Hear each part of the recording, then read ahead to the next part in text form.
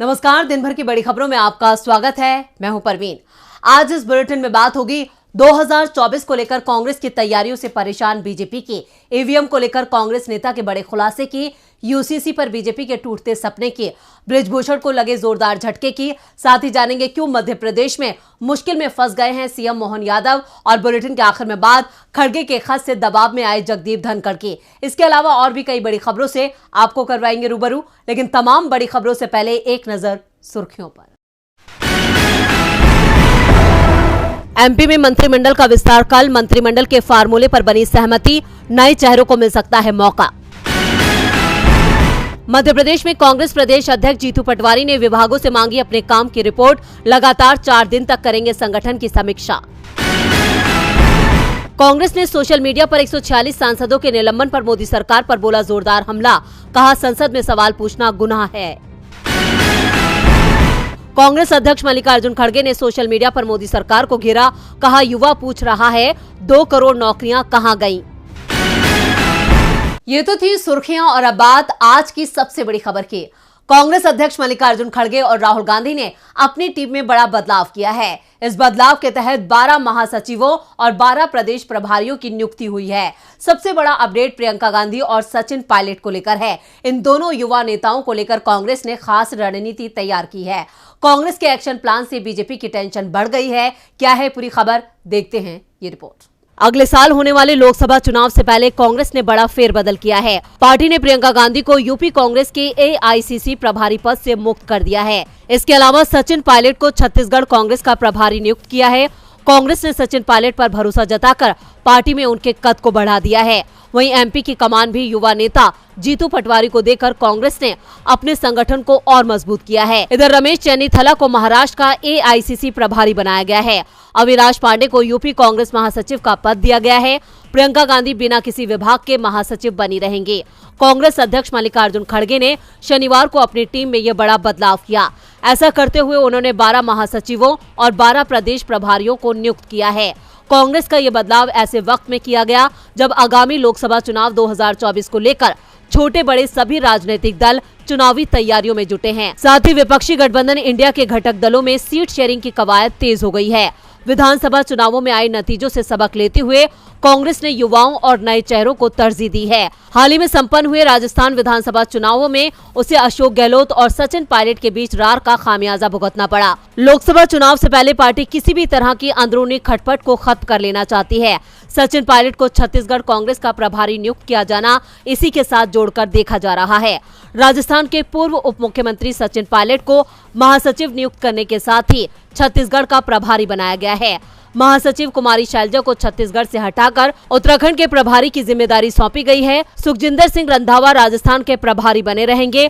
कांग्रेस के इन बदलावों में राहुल गांधी का दबदबा साफ नजर आ रहा है और इस बार कांग्रेस युवाओं के दम पर चुनावी मैदान में बीजेपी को मात देने का प्लान तैयार कर चुकी है, जिससे बीजेपी की टेंशन बढ़ गई है। कांग्रेस की तैयारियों से बीजेपी की मुश्किलें बढ़ सकती हैं। इधर ईवीएम के मुद्दे पर मोदी सरकार की मुश्किलें बढ़ सकती हैं। लोकसभा चुनाव 2024 से पहले 5 राज्यों के आए नतीजों ने सबको चौंका दिया। वहीं ईवीएम भी सवालों में है। इंडिया गठबंधन ने ईवीएम को लेकर एक प्रस्ताव पारित किया है। इधर एक बार फिर कांग्रेस नेता ने ईवीएम, बीजेपी और आरएसएस को लेकर बड़ा बयान दिया है। तो क्या कहा है कांग्रेस नेता ने, देखते हैं ये रिपोर्ट। 2024 लोकसभा चुनाव इंडिया गठबंधन के लिए डू एंड डाई के जैसा है, यानी अभी नहीं तो कभी नहीं। कांग्रेस सांसद राहुल गांधी इस बात को समझ चुके हैं। शायद यही वजह है कि इंडिया गठबंधन के तमाम दलों के नेता राहुल गांधी की तरफ देख रहे हैं। वहीं राहुल गांधी भी ये जानते हैं कि 2024 में मोदी को मात देने के लिए पूरी ताकत के साथ मैदान में उतरना होगा। इसलिए राहुल गांधी के साथ साथ कांग्रेस भी एक्शन में है। वहीं सवालों में आई ईवीएम को लेकर भी विपक्ष मोदी सरकार पर लगातार दबाव बना रहा है कि इस बार आम चुनाव ईवीएम से नहीं बल्कि बैलेट पेपर से कराया जाए। इसी कड़ी में कांग्रेस नेता उदित राज ने सोशल मीडिया एक्स पर एक बयान साझा किया है। उन्होंने वीडियो में बीजेपी और आरएसएस को लेकर बड़ी बात कही है। ईवीएम में बेईमानी है। राजस्थान, मध्य प्रदेश, छत्तीसगढ़ में दूर दूर तक चुनाव जीतने के आसार नहीं थे, लेकिन ये जीते। अगला लोकसभा अगर जीत गए तो इस देश के अंदर आगे चुनाव नहीं होगा, पूरी तरह से डिक्टेटरशिप होगी और जिसका असर राजनीतिक दलों के ऊपर ही नहीं पड़ेगा। नौकरी जाएगी समाज के लोगों की, महंगाई होगी, बोलने की आज़ादी नहीं होगी, जितना जनतांत्रिक संस्थाएं हैं सब ध्वस्त कर दिया जाएगा। उदित राज का साफ कहना है कि देश बड़े संकट में है। विपक्ष का कहना है कि जिस ईवीएम मशीन में चिप है उसे हैक किया जा सकता है। साथ ही ये भी कहना है कि जब दुनिया के सबसे ताकतवर देश अमेरिका में बैलेट से चुनाव हो सकता है तो हमारे देश में क्यों नहीं। वहीं राजनीतिक विश्लेषक भी लोकतंत्र का हवाला देते हुए कह रहे हैं कि जब समूचा विपक्ष बैलेट से चुनाव की मांग कर रहा है तो मोदी सरकार को एक बार ईवीएम की जगह बैलेट से चुनाव करा देना चाहिए ताकि विपक्ष की आशंका भी दूर हो सके। ईवीएम को लेकर सियासी बवाल जारी है। इधर यूसीसी पर भी सियासत जोरों पर है। बीजेपी के लिए यूनिफॉर्म सिविल कोड की राह आसान नहीं होने वाली है। मुस्लिम समुदाय तो शुरुआत से ही विरोध में है, तो वहीं दूसरी तरफ कई राज्यों में भी इसका विरोध देखने को मिला था। इस बीच उत्तराखंड में यूसीसी लागू करने के लिए बैठकों का दौर भी देखने को मिला, लेकिन एक बार फिर लोकसभा चुनाव से पहले उत्तराखंड से इसकी शुरुआत करने का सपना टूटता हुआ दिखाई दे रहा है। एक बार फिर समान नागरिक संहिता की चर्चा थम गई है।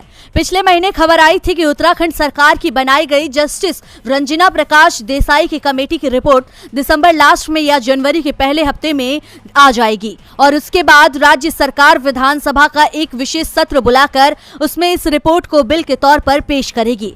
इसके साथ ही उत्तराखंड देश का पहला राज्य बन जाएगा जहां यूसीसी लागू होगा। लगभग सभी अखबारों में छपे रिपोर्ट में कहा गया था कि उत्तराखंड सरकार के कानून को ही आधार बनाकर भारत सरकार भी यूसीसी कानून लागू करेगी और इसी के साथ ही अयोध्या अनुच्छेद 370 और समान नागरिक संहिता तीनों पर दशकों पहले किया गया वादा पूरा हो जाएगा। इससे पहले जून में ऐसी ही चर्चा हुई थी जब विधि आयोग ने भी इसकी पहल शुरू की थी और लोगों से राय आमंत्रित की थी। उसे 1 करोड़ लोगों की राय मिली थी। विधि आयोग के सदस्यों की मुलाकात जस्टिस रंजना प्रकाश देसाई कमेटी के सदस्यों से हुई थी। अब स्थिति ये है कि ना तो विधि आयोग की सिफारिशों का पता है और ना ही जस्टिस देसाई कमेटी की रिपोर्ट का। सवाल है कि क्यों हर 6 महीने पर यह मुद्दा उठाया जाता है और फिर ठंडे बस्ते में डाल दिया जाता है। ऐसा लग रहा है कि बीजेपी इस मुद्दे को किसी और समय के लिए बचा रही है। फिलहाल देखना होगा कि बीजेपी यूसीसी के मुद्दे को कब और कहां आगे करती है। यूसीसी को लेकर बीजेपी को झटका लगता दिख रहा है। वहीं बीजेपी सांसद बृजभूषण को मोदी सरकार ने भी बड़ा झटका दिया है। भारतीय कुश्ती संघ का हाल ही में चुनाव हुआ था जिसमें बीजेपी सांसद बृजभूषण शरण सिंह के करीबी संजय सिंह को जीत मिली थी और पहलवान अनीता श्योरण को हार मिली थी। इसके बाद महिला पहलवान साक्षी मलिक ने कुश्ती से संन्यास ले लिया था। अब सरकार ने नए कुश्ती संघ को निलंबित कर दिया है, जिसके बाद बृजभूषण ने बड़ा ऐलान किया है। भारतीय कुश्ती संघ के हाल ही में चुनाव हुए थे जिसमें बीजेपी सांसद बृजभूषण शरण सिंह के करीबी संजय सिंह को जीत मिली थी और पहलवान अनीता श्योरण को हार मिली थी। इसके बाद महिला पहलवान साक्षी मलिक ने कुश्ती से संन्यास ले लिया था, जिसके बाद पूरे देश में पीएम मोदी और बीजेपी की खूब फजीयत हो रही है। कांग्रेस भी इस मामले को लेकर बीजेपी पर हमलावर थी। कांग्रेस महासचिव प्रियंका गांधी ने भी साक्षी मलिक से मुलाकात की थी और पीएम मोदी और बीजेपी को आड़े हाथों लिया था।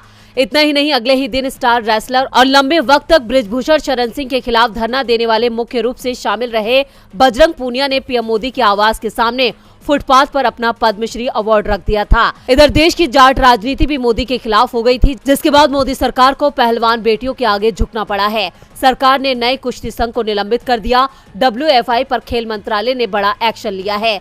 आपको बता दें कि खेल मंत्रालय ने WFI के नए अध्यक्ष संजय सिंह को निलंबित किया है। वहीं संजय सिंह के सभी फैसलों पर रोक लगा दी गई है। साथ ही नए कुश्ती संघ को रद्द कर दिया गया। नए अध्यक्ष की मान्यता भी रद्द हो गई है। रविवार को जब मंत्रालय ने नव निर्वाचित संघ को सस्पेंड किया तो पूर्व पहलवान साक्षी मलिक की पहली प्रतिक्रिया सामने आई है। उन्होंने कहा कि सरकार से कोई लड़ाई नहीं है, लड़ाई केवल एथलीट्स के लिए थी, मुझे बच्चों की चिंता है। तो वहीं WFI के पूर्व अध्यक्ष और बीजेपी सांसद बृजभूषण शरण सिंह ने कहा कि साक्षी ने संन्यास लिया तो मैंने भी संन्यास ले लिया। मेरा रोल खत्म हो चुका है और मैं भी कुश्ती से संन्यास ले चुका हूँ। कुश्ती महासंघ से मेरा कोई लेना देना नहीं है। पहलवानों के मुद्दे पर मोदी सरकार दबाव में है। इधर मध्य प्रदेश में सीएम मोहन यादव भी दबाव में है। MP में शिवराज के किए गए चुनावी वादों ने मोहन सरकार की मुश्किलें बढ़ा दी हैं। कर्ज में डूबे मध्य प्रदेश को और कर्ज की दरकार है। क्या है पूरी खबर, देखते हैं इस रिपोर्ट में। चुनाव में किए गए लोक लुभावन वादों को लोकसभा चुनाव से पहले पूरा करना मध्य प्रदेश की सरकार के लिए बड़ी चुनौती है। एक तरफ सरकार पर वादों को पूरा करने के लिए जनता और विपक्ष का दबाव है, तो वही राज्य की आर्थिक स्थिति खस्ता हाल है। हालात ये है कि मोहन यादव सरकार को सत्ता संभालते ही आरबीआई से कर्ज लेने की जरूरत पड़ गई है। आपको बता दें कि शिवराज की सबसे पॉपुलर योजना लाडली बहना ने प्रदेश का बजट बिगाड़ दिया है। इस योजना को पूरा करने के लिए नवनियुक्त मोहन सरकार को 4200 करोड़ का कर्ज लेना होगा। इसके साथ ही गैस सिलेंडर के दाम 450 रुपए करने, पंचायत कर्मियों की सैलरी बढ़ाए जाने जैसी कई तमाम घोषणाओं के कारण मोहन सरकार का बजट गड़बड़ा गया है। दरअसल चुनावी सीजन में हुई घोषणाओं को पूरा करने के लिए मध्य प्रदेश सरकार को अगले 3 महीने करीब 25,000 करोड़ का कर्ज लेना पड़ेगा। तब जाके सरकार अपनी चुनावी घोषणाओं को कुछ हद तक पूरा कर पाएगी। शपथ लेने के 2 हफ्ते के अंदर एमपी के सीएम मोहन यादव ने राज्य के खर्चों को पूरा करने के लिए आरबीआई बैंक से 2000 करोड़ रुपए का कर्ज मांगा है। इसके साथ ही मध्य प्रदेश कर्ज के बोझ तले दबता हुआ नजर आ रहा है। दरअसल वर्तमान मुख्यमंत्री मोहन यादव को पूर्व मुख्यमंत्री शिवराज सिंह चौहान से लगभग 4 लाख करोड़ का कर्ज विरासत में मिला है। ऐसे में 2000 करोड़ का ये नया कर्ज सरकार की सांसें फुला सकता है, क्योंकि वित्तीय स्थिति के हिसाब से सरकार 15,000 करोड़ ले सकती है। वहीं राज्य पर बढ़ते कर्ज को लेकर कांग्रेस ने सरकार को अलर्ट किया है। पार्टी प्रवक्ता अब्बास हफीज ने कहा है कि मध्य प्रदेश का हर नागरिक कर्ज में डूबा हुआ है। मध्य प्रदेश में जन्म लेने वाला हर बच्चा अब 40,000 रुपए के कर्ज में है।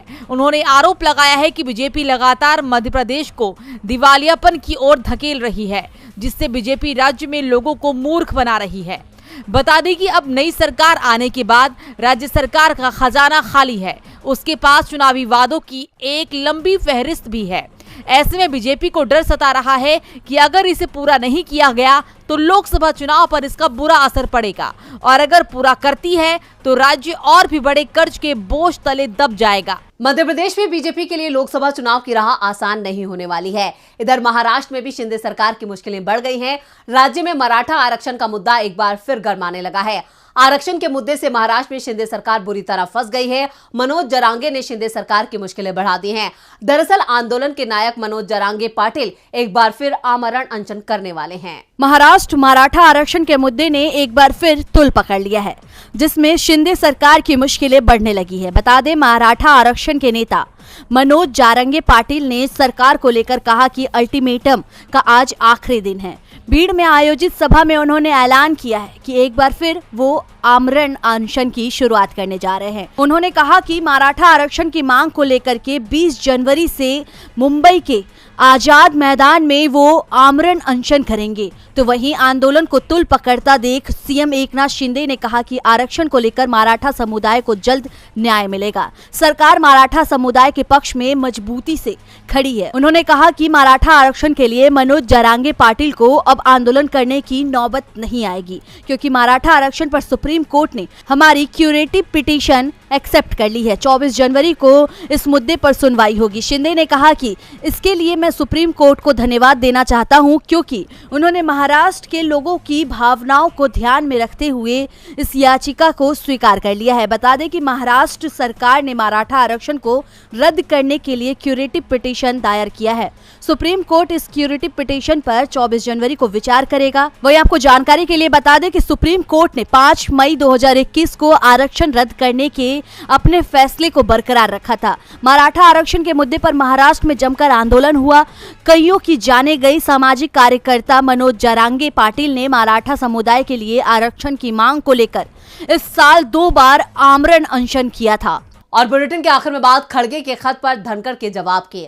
संसद का शीतकालीन सत्र काफी हंगामेदार रहा। सत्र के दौरान मोदी सरकार ने विपक्ष के बिना कई बिलों को पास करा लिया, तो वहीं 146 सांसदों को निलंबित कर दिया। इसी को लेकर इंडिया गठबंधन ने बीजेपी को घेर लिया था। अब सांसदों के निलंबन पर जल्द बड़ा फैसला आ सकता है। तो क्या है पूरी खबर, देखते हैं ये खास रिपोर्ट। इस बार के शीतकालीन सत्र में विपक्षी सदस्यों के निलंबन का रिकॉर्ड बना दिया गया। लोकसभा और राज्यसभा के दर्जनों सदस्य निलंबित किए गए और इसके बाद सदन में धड़ाधड़ विधेयक पास किए गए, जिसमें चुनाव आयुक्तों की नियुक्ति के साथ ही अपराध संहिता से जुड़े महत्वपूर्ण बिल भी शामिल थे, जिस पर होने वाली चर्चाओं से विपक्ष के तमाम सांसदों को दूर रखा गया। सदन के अंदर ही नहीं आने दिया गया, क्योंकि विपक्ष संसद की सुरक्षा पर पीएम या फिर गृह मंत्री से बयान की मांग कर रहा था। इसी मुद्दे पर कांग्रेस प्रमुख मल्लिकार्जुन खड़गे ने उपराष्ट्रपति जगदीप धनखड़ को पत्र लिखा और इस मुद्दे पर बात करने के लिए भी समय मांगा था। अब कांग्रेस प्रमुख के पत्र पर जगदीप धनखड़ का जवाब आया है, जिससे ये माना जा रहा है कि सांसदों के निलंबन पर जल्द ही कुछ बड़ा फैसला आ सकता है। धनखड़ ने विपक्षी सांसदों के निलंबन के मुद्दे पर बातचीत के लिए 25 दिसंबर को कांग्रेस प्रमुख को अपने आवास पर आमंत्रित किया। धनखड़ ने पत्र में कहा, इस प्रकरण में मुख्य विपक्षी दल की पुनर्नियोजित भूमिका की ओर से इंगित करके मैं आपको लज्जित नहीं करना चाहता, लेकिन जब कभी मुझे आपसे बातचीत करने का समय मिलेगा मैं आपसे वो साझा जरूर करूंगा। उन्होंने आगे कहा कि हमें आगे बढ़ने की जरूरत है और उन्हें 25 दिसंबर को या उनकी सुविधा अनुसार किसी भी समय पर अपने आधिकारिक आवास पर बातचीत के लिए आमंत्रित किया। आपको बता दें कि कांग्रेस अध्यक्ष खड़गे ने 22 दिसंबर को धनखड़ को पत्र लिखकर कहा था कि इतने बड़े पैमाने पर सांसदों का निलंबन भारत के संसदीय लोकतंत्र के मूल सिद्धांतों के लिए हानिकारक है। खड़गे ने धनखड़ को लिखे पत्र में कहा कि वो इतने अधिक सांसदों के निलंबन से दुखी और व्यथित हैं और हताश एवं निराश भी महसूस कर रहे हैं, जिस पर उपराष्ट्रपति जगदीप धनखड़ ने उन्हें इस मुद्दे पर मिलने का 25 दिसंबर का समय दिया है, जिससे ये माना जा रहा है कि निलंबन के मामले पर 25 दिसंबर को कुछ बड़ा फैसला आ सकता है। अब देखना होगा इस बैठक में क्या कुछ होता है। तो आज इस बुलेटिन में इतना ही। देखते रहिए डीबी लाइव। नमस्कार।